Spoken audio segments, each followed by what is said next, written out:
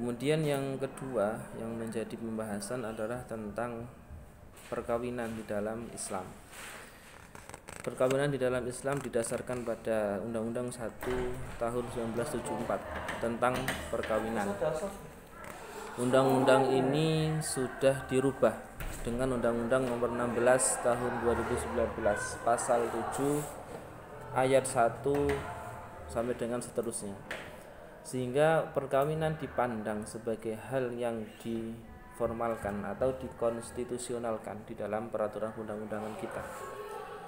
Dan berfokus pada Undang-Undang Nomor 16 Tahun 2019 adalah tentang berkaitan dengan usia. Bagaimana usia yang sebelumnya adalah 16 dan 19 melalui undang-undang ini disamakan, laki-laki dan perempuan adalah 19.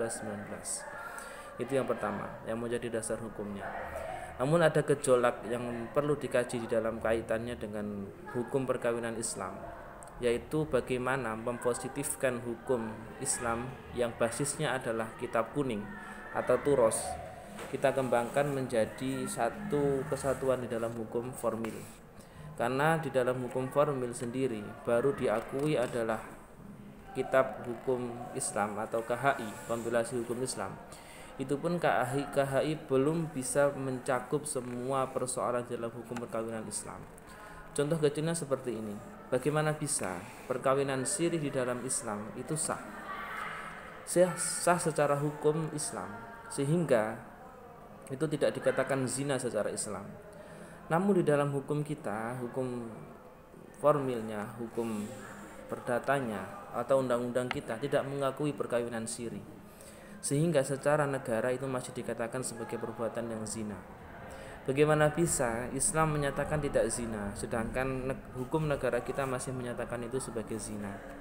Kemudian yang kedua, persoalan lain adalah tentang talak. Talak yang diakui oleh hukum formil kita adalah talak yang ketika diucapkan di depan pengadilan, itu yang dikatakan sudah cerai.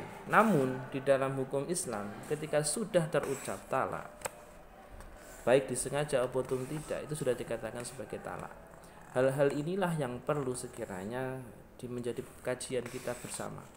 Karena memang di dalam hukum Islam dan hukum positif kita masih belum menemukan titik temu.